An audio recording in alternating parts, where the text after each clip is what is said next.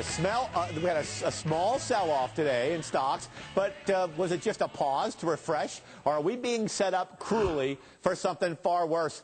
Let's ask Jerry Bowyer and two bears, Scott Redler at T3Live.com and Tika Tawari of the Tycoon Report.com. All right, first a quick chart, guys. Ariel Nelson is a stats wizard here, and he maps out three basic scenarios, okay, if I can get the S&P 500 to date. All right, so, you know, the S&P was at over 900 in January. It fell down to that low at the 666 level, right?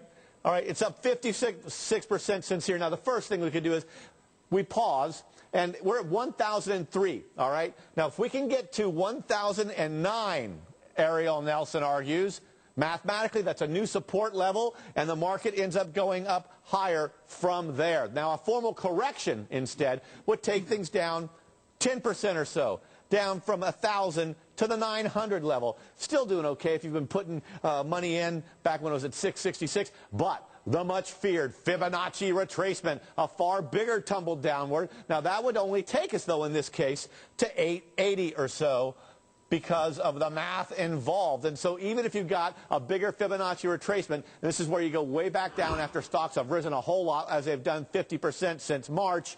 Even if you do that, you're still talking being way up if you've been putting money all the way along. So let's start with the bears. Tika, which scenario are you betting on, babe? A pause, a 10% correction, or total Armageddon? Well, not total Armageddon. Here's the deal right now, Dennis, okay? This market is going up for a primary reason being that fund managers were underinvested for most of this run. These guys are trying to save their job, and they're running in there, and they're just getting stocks on the books right now. But you've got a U.S. consumer that is just being chased by the four horsemen of the apocalypse. I just don't see this thing going straight up. All right, so wait, so it does not continue gaining. How far down does it go from here? 10%.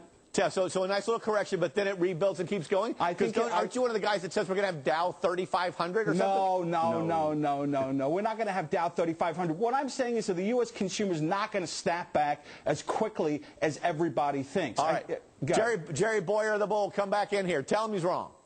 He's wrong. You're wrong. Do you want me to tell him why, too? Elaborate. Same thing as last segment. Everyone's obsessed with the consumer. But business spending is quite strong right now. And if business spending is every bit as stimulative as consumer spending. Business spending is not going to be enough. I'll tell you why exactly, okay? You've got people still feel poor because their houses are worth less than 30% now, you're talking of what business they spending. You originally switched rails. Business spending, Tika. Why won't business spending be bigger? Business spending won't be enough to prime the pump. It'll take us so far. You got to remember, this market was priced for total Armageddon. Yes, it was, and we didn't have that right. Scott Redler, you're a bear, but I'm thinking I'm convincing you here. Where are we going from right here? 10% correction, guys, down worse, which? Listen, guys, economists are going to debate back and forth whether we're going to have a speedy recovery or a bad recovery, but there are also just entries and exits to worry about. We just had a 50% move off the lows, and we're coming up to significant resistance. So I don't care if you're a bull or a bear, you need to enter the right way so you can hold it.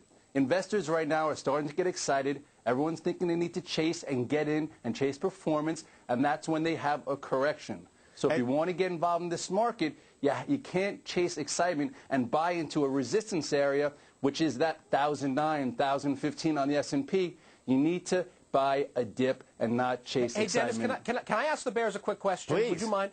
Will GDP in the third and fourth quarter be positive or negative?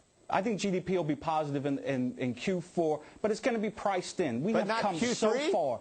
I don't think in Q3, no. You know what? GDP is going to be more than 3% in Q3 and as good as that by Q4. And some big economists are saying that. Michael Darda of MKM is saying that. Listen, and that means the top line goes up, which increases profitability. First half of the year was flat top line, cutting costs, more profit. Second half of the year is top line goes up. That's what happens when GDP is positive. How much of this is already priced in? That's what you got to ask yourself. How much of that is already priced in? None of it's priced in because everyone keeps being afraid that stocks are going to suddenly pull back. And, oh my gosh, I'm so afraid. I mean, none of that's priced in. And if we hit that 1,009 level that Ariel Nelson talked about, and where he argues it could even go up from there, we're going to have Ariel on here and toast a little bit of champagne. All right, thank you very much, gentlemen. And ladies and gentlemen out there in TV land, a lot more ahead tonight on CNBC Reports. It's a bank that's battling back, pulling itself up by the bootstraps. TARP money? No thanks. See why this bank is such a shining example of American business. Speaking of American business, wait till you hear what President Obama said about our moneymakers. And the Russians are coming for real. Subs detected just off the U.S. coast. What's Putin thinking?